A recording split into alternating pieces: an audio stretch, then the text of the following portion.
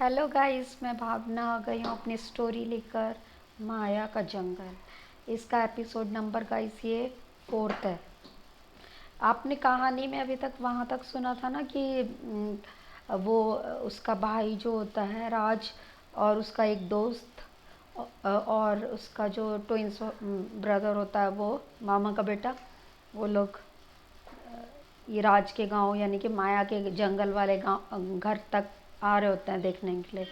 घर के लोगों को उन्होंने नहीं इतना बताया होता है, अपनी मम्मी से भी नहीं बताया होता है।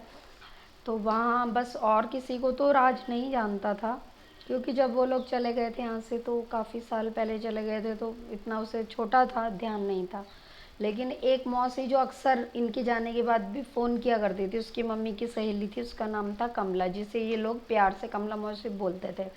तो वो उसकी एक ग्रोसरी की शॉप होती है, वहाँ पे ये लोग सामान लेने जाया करते थे माया लोग, और अपने दोने पत्तल भी उन्हीं की दुकान में बेचा करते थे, इसलिए उसकी मम्मी की अच्छी दोस्ती थी उसके साथ। तो जब ये लोग चले गए कोलकाता, तो वहाँ भी उसकी मम्मी के पास कई बार उनका फ़ोन आया हाल चाल पूछने के लिए, तो इसलिए उसे पता था। तो वो बोल रहा था कि काफ़ी समय से मम्मी की और मौसी की बात नहीं हुई, कमला मौसी की। तो वो ठीक ठाक है, वहाँ के दुकानदार से पूछता है, पास वाले दुकानदार से, तो वो कहता है हाँ ठीक है, अब तो उनकी बड़ी तरक्की होगी, अब तो पहले एक छोटी सी दुकान थी उनकी, अब तो बहुत बड़ी उनकी दुकान बन गई, उनका बेटा चलाता है, अब वो नहीं चलाती हैं, बेटा चलाता है, वो थोड़ी बुज़ुर्ग भी हैं अब। तो वो बोलता है हाँ, कि तभी भी वो मेरी मम्मी से बहुत बड़ी थी, तो इसलिए पूछ रहा था मैं।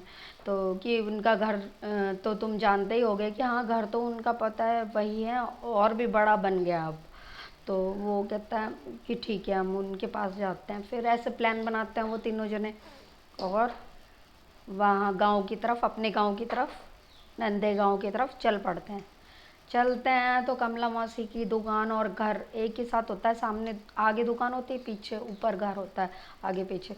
तो फिर वो वहाँ ब्रेक मार के दुकान पे रुकते हैं, गाड़ी रोकते हैं, और किसी से पूछते हैं, और मतलब बुलाते हैं, मतलब गेट वेट खड़खड़ाते हैं, ये दुकान वालों से बोलते हैं जो दुकान में खड़े होते हैं कि हमें मिलना है, हमें इनके घर जाना है, क्योंकि वहाँ मौसी नहीं होती, नौकर बैठा होता है दुकान में। तो वो नौकर बोलता है आपको किससे मिलना है, कि ये जो घर के और दुकान के मालिक हैं, हम लोग को उनसे मिलना है।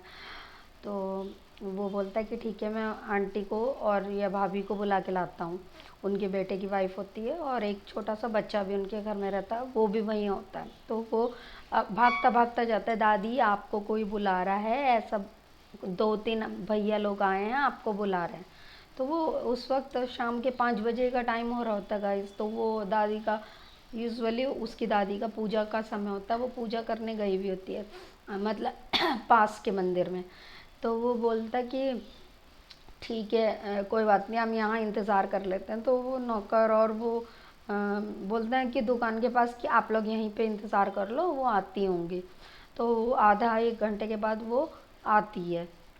तो जैसे ही वो आती है, तो वो थोड़ा थोड़ा चेहरा उसको याद ही था, तो वो पहचान जाता है, एल्बम में भी फ़ोटो होती है, इसलिए वो देखा करते थे अपने उधर गांव की चीज़ें, तो इसलिए थोड़ा सा उसे आइडिया था। तो जैसे ही वो बुजुर्ग लेडी आ रही होती है धीरे धीरे चल के मंदिर से घर की तरफ, तो वो एकदम से उसके पास भागता हुआ जाता है, और उसके पाँव छूता है, कहता मौसी कैसी हो आप। तो वो एकदम भौचक्की रह जाती है, वो एकदम से स्तब्ध रह के देखती है कि कौन हो तुम, और मुझे मौसी क्यों बोल रहे हो, मैंने तो बेटा तुमको नहीं पहचाना। फिर बोलता है मैं सुनीता का बेटा हूँ, आपके यहाँ तो हम कितना, मतलब बचपन में हमारा आना जाना, और मेरी हमारी फैमिली का था, कितना आप भूल गई हमको, कि आप आपको तो सब लोग मेरी बहनें मौसी बोलती थी, और मैं बहुत छोटा था, मैं राज हूँ। तो फिर जब वो जैसे सुनती है कि ये राज है, राजा है, वो कहती है हाय मेरा राजा बच्चा, और ऐसा करके ना बड़ा प्यार करती है, गले लगा लेती है, और खूब गले मिलके रोती है कि तुम लोग तो यहाँ से चले गए, उसके बाद कभी नहीं आए माया की डेथ के बाद, और तुम्हारा घर देख के मुझे बहुत दुख लगता है, वो तो बिल्कुल खंडर जैसा ही हो गया है, उसकी टीनें भी उड़ गई हैं, बिल्कुल बेकार हो गया वो, तो उसे तुम लोग ने आके देखा भी नहीं, ठीक भी नहीं कराया, और तुम्हारी ज़मीन है, लोग कब्जा रहे हैं उसको धीरे धीरे करके, तुम्हारी इतनी सारी ज़मीन पड़ी है, उसे भी देखने नहीं आए तुम। तो ऐसा बोलती है। तो वो सुनता है, वो कहता है हाँ माँ का मन जब से दीदी गई है यहाँ से वो चढ़ गया, माँ आना ही नहीं चाहती गाँव में। तो वो बोलती है कि हाँ दुख तो है, हम लोग को भी उसका माया का जाने का दुख है। और वो फिर जंगल की बात करता है कि जंगल की बातें पूछता, फिर वो घर लेकर जाती है, कहती बेटा सारी बातें बाहर ही पूछेगा क्या, चल घर अब अंदर, ये तेरा ही घर है, ऐसे करके बड़े प्यार से उन लोगों को तीनों को लेके जाती है, अपने घर में बिठाती है और अपनी बहू को बुलाती है, उनके लिए चाय नाश्ता तैयार कराती है और खिलाते पिलाती है और ढेर सारी बातें करती है। तो फिर उसके बाद वो चलने के लिए इजाज़त मांगते हैं कि आप हम चलते हैं, यानी कि मामा के घर जाना होता है, पास के जो गांव में होते हैं। तो वो मौसी पूछती है कि बेटा तुम लोग कहाँ रुके हुए हो, इतनी रांची से तो आए हो लेकिन रुके कहाँ हो।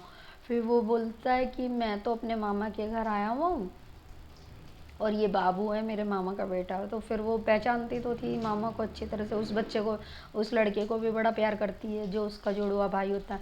तो फिर और दोस्त से भी अच्छे से होती है। फिर कहते हैं कि अभी तो आया, अभी जाने की बात करता है, तुम तीनों बच्चे आज मेरे ही साथ रुको, मेरे ही घर रहो, कल चले जाना, मामा को फ़ोन कर दो, इसके पिताजी को फ़ोन कर दो कि तुम आज मेरे यहाँ रुकोगे, कल आओगे। तो ये बात सुन के तो राज को अच्छा लगता है, उसको तो जंगल ही अट्रैक्ट कर रहा था ना, वही जगह जहाँ दीदी थी और वो पेड़, वो सब बचपन की उससे यादें आती रहती थी। तो सोचता है कि अच्छा ही है कि मौसी ने रुकने के लिए कह दिया, मैं जंगल और अपना घर भी देख पाऊँगा।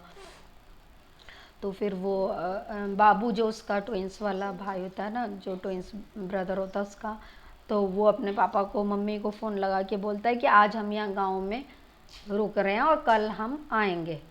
ये तो नहीं बताते कि किस गांव में है, लेकिन कहते हैं कि आज हम कहीं रुक रहे हैं और कल सुबह तक आएंगे। तो वो कहता है ठीक है, और बस वो मौसी के यहाँ स्टे करते हैं। मौसी उनकी बड़ी खातिर वातिर करती है, खूब खिलाती पिलाती है, बड़ा उन्हें अच्छे से ट्रीट करते हैं सब लोग। और ऐसे ही रात हो जाती है गप्पे शप्पे मारते हुए। उसके बाद मौसी उन्हें ऊपर का कमरा दिखाती है कि बेटा आप लोग तीनों यहाँ पर सो जाओ। तो वो तीनों वहाँ पर सोने के लिए जाते हैं और वहाँ की जो बेडरूम की खिड़की थी ना गाइस, वो सीधा जंगल की तरफ खुलती थी।